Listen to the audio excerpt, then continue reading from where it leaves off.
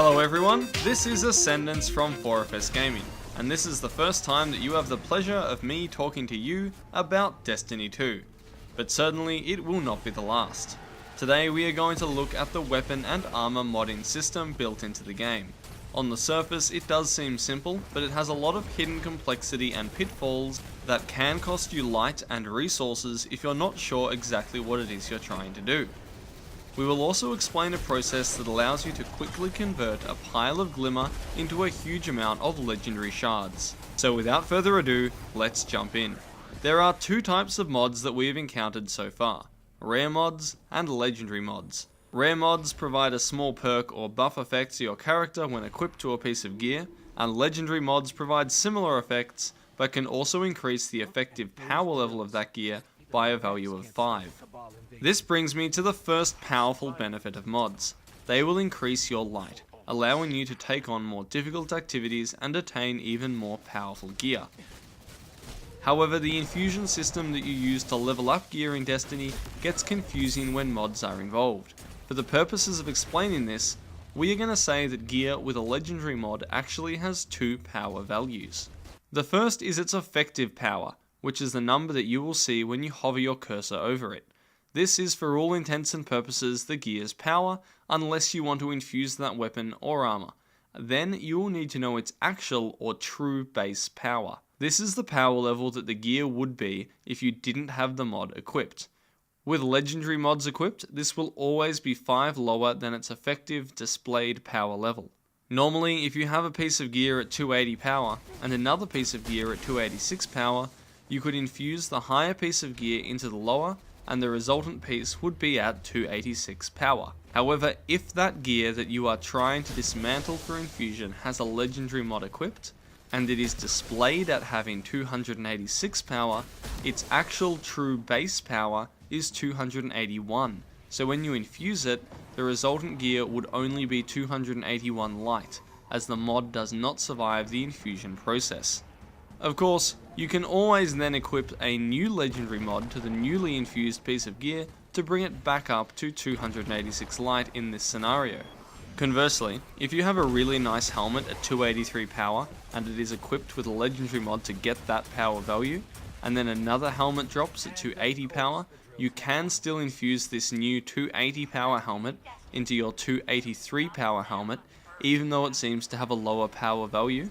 Now this is because your really nice helmet that you want to keep with the mod equipped is not really 283 power. It would actually, in this scenario, be 278 power plus 5 power for the mod. So when you infuse the new gear into it, it will change to 280 power plus 5 power for the mod, bringing it up to a total of 285.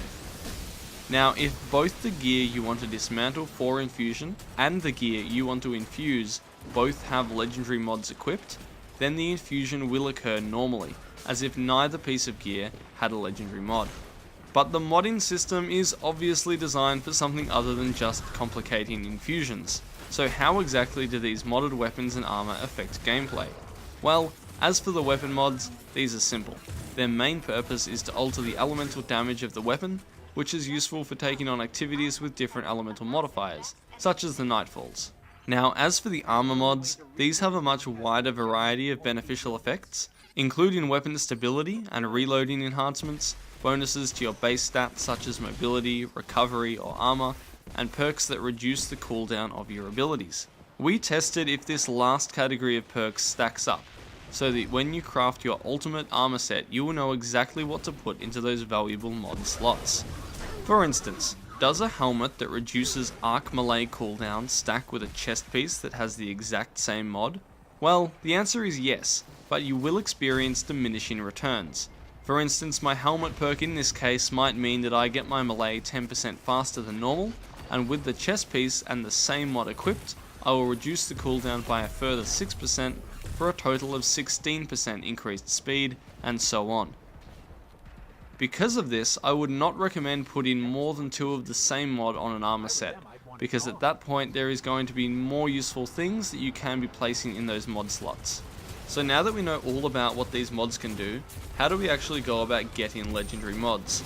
Mods can drop from bright engrams, as well as in various reward packages from characters when you hand in enough resources to them, but the most reliable way to build up a collection is through the gunsmith.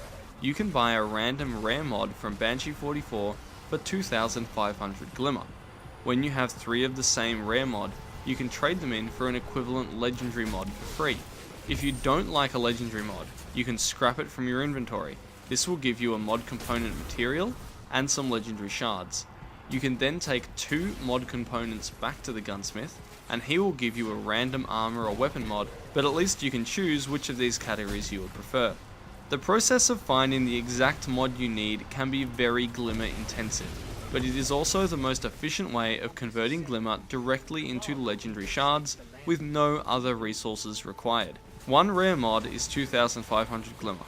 Over time, this will average out to 7,500 glimmer for one legendary mod, which can be sharded for a legendary shard and half of another legendary mod, which you can then dismantle for more legendary shards.